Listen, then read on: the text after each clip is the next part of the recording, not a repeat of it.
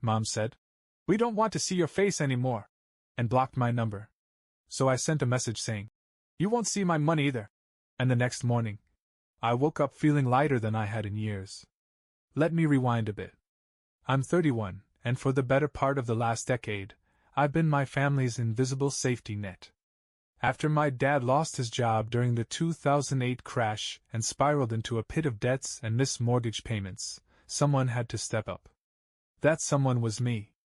At 22, while most of my friends were backpacking across Europe or blowing paychecks on concerts and overpriced cocktails, I was wiring money home.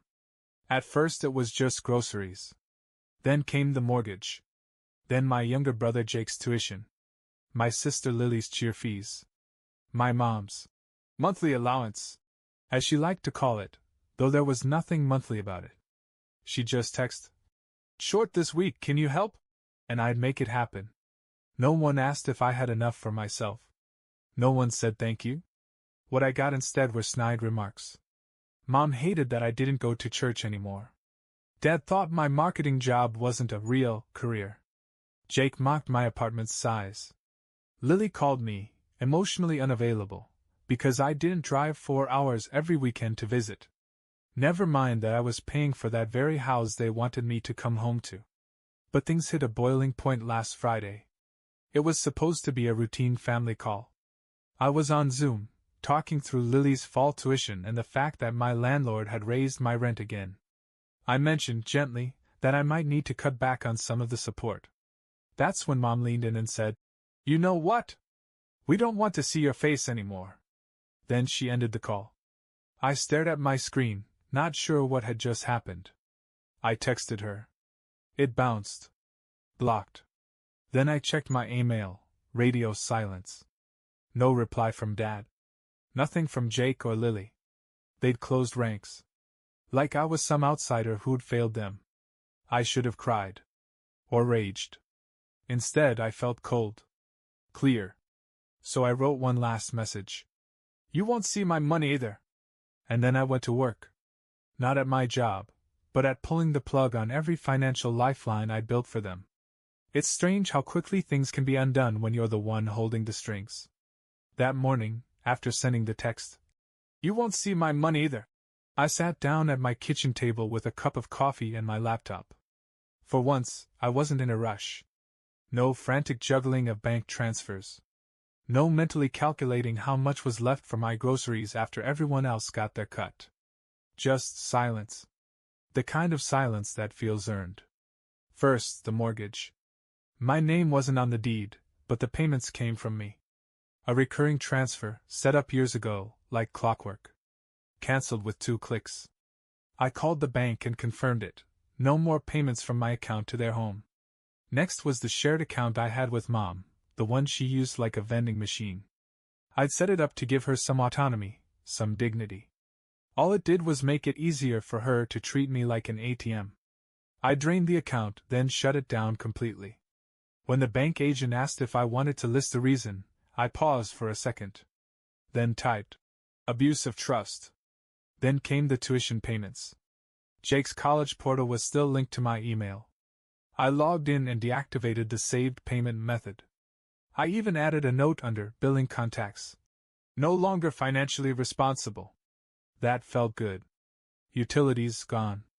Grocery delivery account? Cancelled. I even called the landlord of their rental property and said, "Hi, I won't be covering the rent anymore. You'll want to speak directly with the tenants from now on." There was a beat of awkward silence on the other end. Then he said, "Understood." And just like that, I was free. No announcements. No fireworks. Just a quiet, calculated retreat. It was strange how easy it was to erase myself from their financial lives, like deleting files you forgot you were even storing.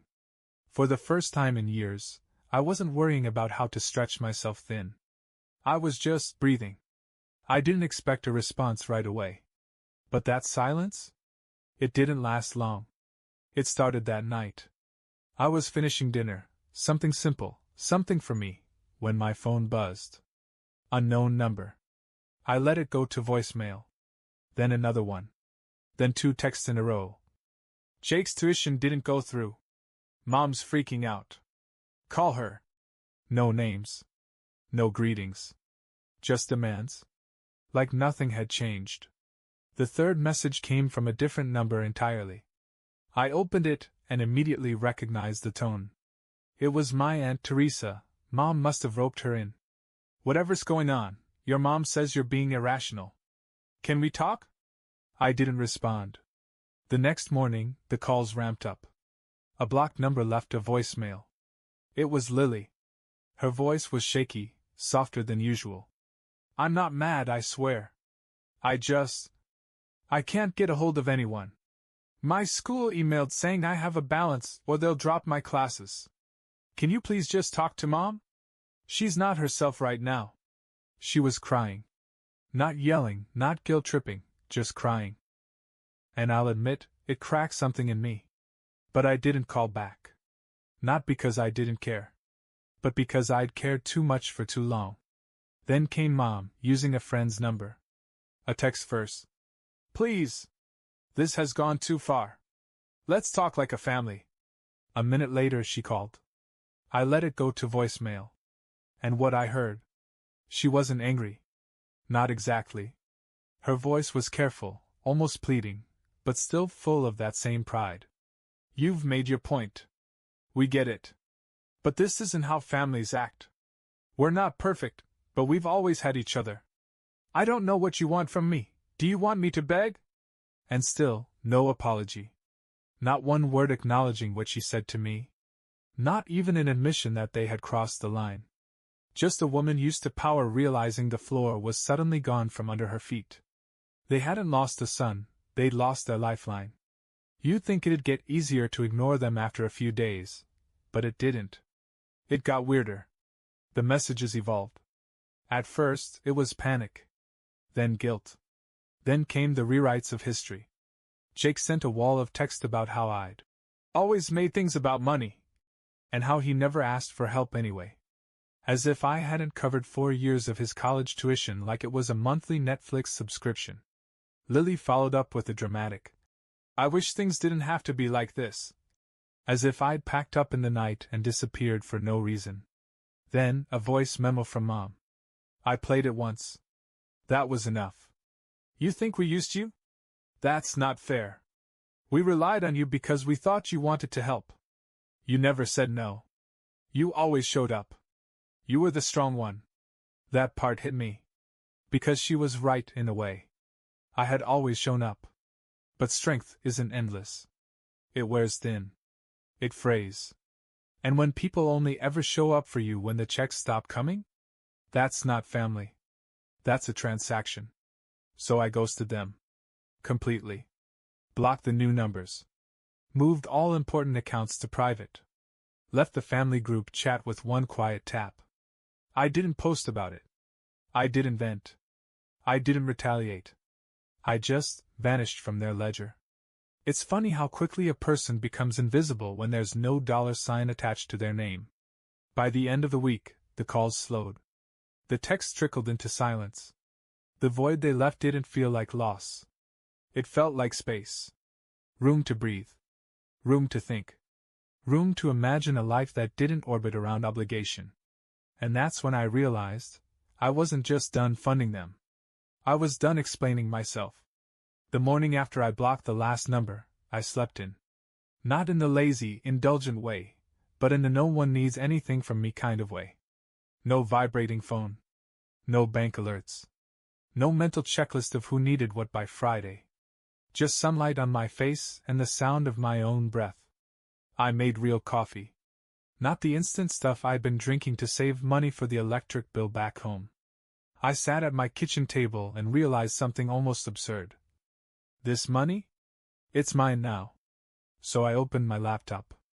I pulled up my budgeting app, something I used to treat like a battlefield report, and looked at my balance.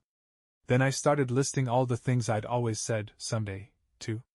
Someday I'll travel. Someday I'll open my own business. Someday I'll invest in me. And suddenly, someday was today. First, I booked a flight. Lisbon. No layovers. A window seat. I didn't tell anyone. I didn't have to. No one needed permission to be disappointed in me. Not anymore. Next, I made an appointment with a small business advisor. I'd had an idea sitting in the back of my mind for years, a creative studio that focused on branding for independent artists. I'd helped so many other people build their futures. Maybe it was time to build my own. By noon, I'd done more for my future than I had in the past 5 years. No calls. No texts. No guilt. Just freedom. And it tasted exactly like that first sip of coffee. But just because I blocked the numbers doesn't mean I blocked the memories. They crept in quietly. Like background noise you forgot was there until the silence made it obvious. I'd be walking down the street and suddenly remember how Mom used to text me every Sunday at 9 a.m. sharp. Did the money come through yet? No greeting. No. How are you? Just a reminder of what I was expected to do. Or I'd be at the grocery store, reaching for something as simple as good cheese, and I'd hesitate. Out of habit. Because for years, every splurge I made came with guilt.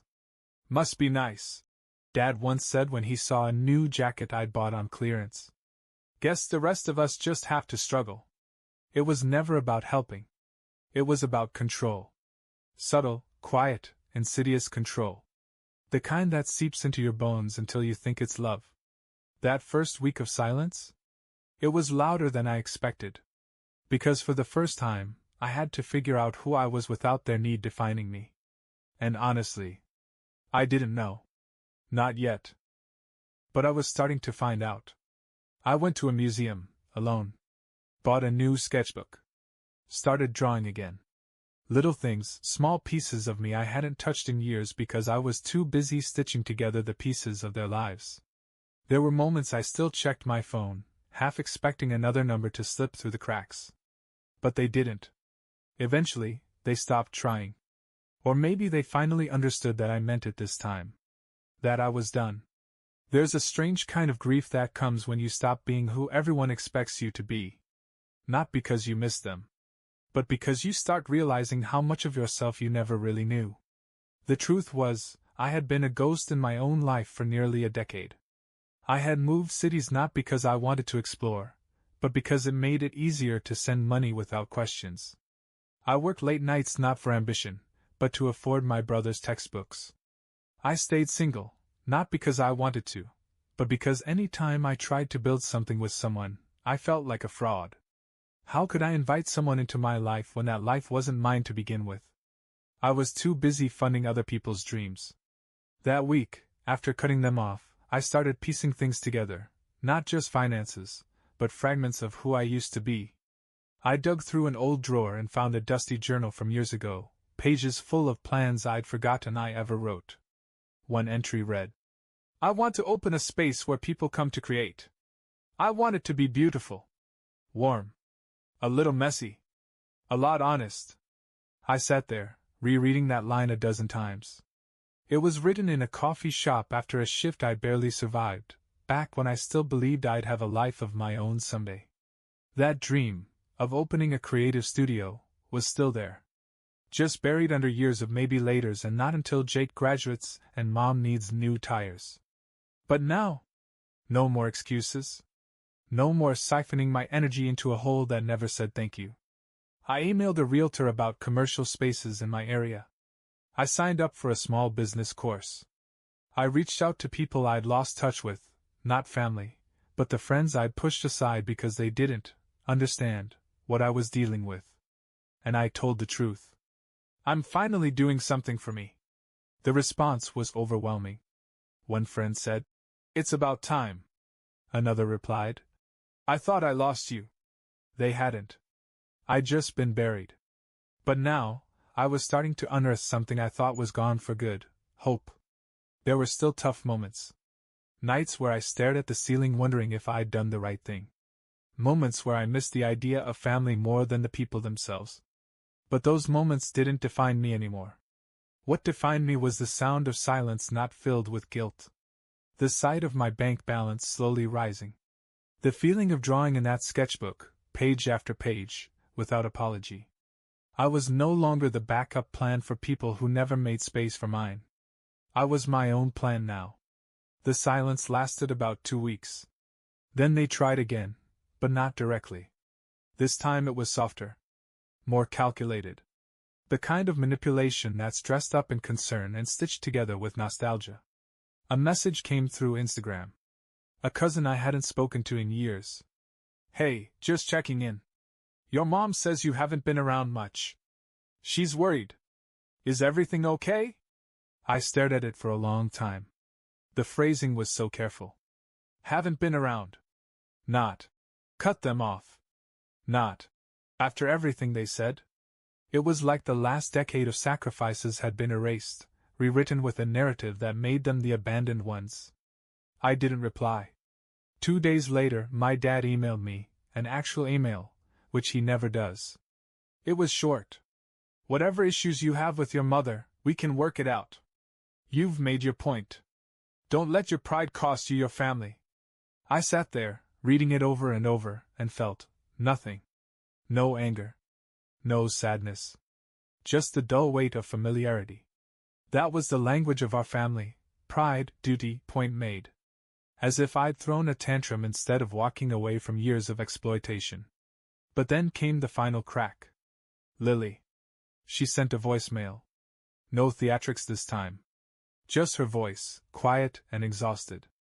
"I know you think we used you. Maybe we did. I don't know. I'm not mad, I'm just tired. I didn't ask for this. None of us did."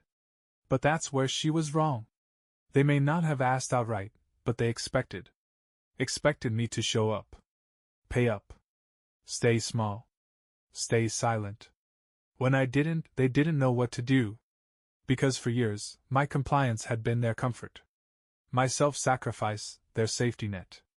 And now that it was gone, they weren't grieving a person. They were grieving a provider. And deep down, I think they knew they'd lost me. Not out of cruelty. Not out of anger. But because I finally saw the truth, and I couldn't unsee it. That same week, I put down the deposit on a studio space.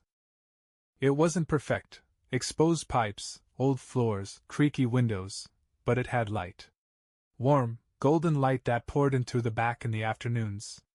I signed the lease with a kind of calm I hadn't felt in years. This was mine. Not borrowed.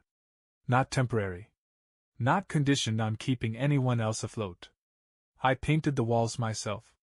White, with one deep green accent that made the whole room feel alive. I set up a long table with mismatched chairs. A friend donated some art books. Another helped me hang shelves. I didn't announce it to anyone. I didn't post a grand opening or make a speech. I just opened the door, sat down at my desk, and exhaled. Some days, I still hear their voices in my head. "Why don't you come home more? Your sister needs help with books. You know Mom's not good with money. It's not a real career, but at least it pays." But they echo now. Distant. Powerless. I'm not the person who bends anymore. I'm not the wallet in the room. I'm not the convenient ghost they call when the fridge is empty and the tuition's due. I'm just me. And for the first time in my life. That's finally enough. Spring came early that year.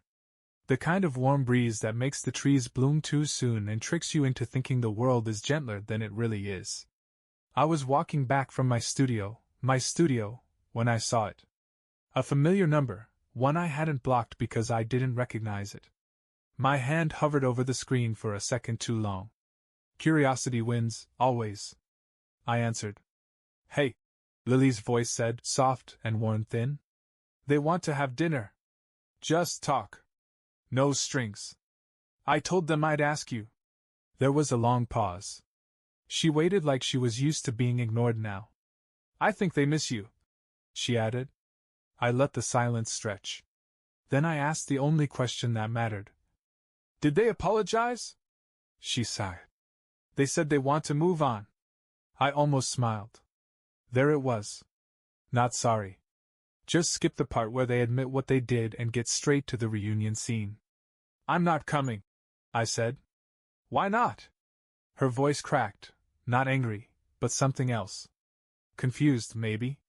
Or afraid that I'd really meant it all along. Because moving on without accountability isn't healing. It's denial. And I'm not part of that story anymore. There was another long pause. Then she said quietly, I guess I'll see you around then. I didn't answer. We both knew she wouldn't. The next few weeks were quiet again. Almost eerily so. No more burner texts. No guilt-drenched voicemails. No. We need to talk. Emails. It was like they had finally accepted that I wasn't coming back, not to pay the bills, not to absorb their shame, not to pretend like it had all just happened instead of being done. I was officially gone from their version of the story. And it felt peaceful. Not easy, but peaceful. And during that quiet, I found the space to do things I'd never allowed myself to do. I hosted a workshop in my studio, a branding course for local creatives. 5 people showed up. One of them cried after their first client win and sent me a thank you card. I pinned it to the wall. I got dinner with a girl I'd stopped calling years ago, not because I didn't like her, but because I didn't think I deserved anyone who didn't need me. She laughed at my bad jokes and asked questions about my art like she actually cared about the answers. I told her the truth.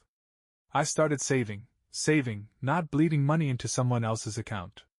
I booked another trip. Not to escape. Just to explore. To live. And every now and then, I'd look at my phone and think, this is what peace feels like. Not absence. Freedom. Looking back, I don't regret a thing. Not the years I gave, because they taught me how far I was willing to go for love. And not the moment I stopped, because it taught me how far I was willing to go for myself.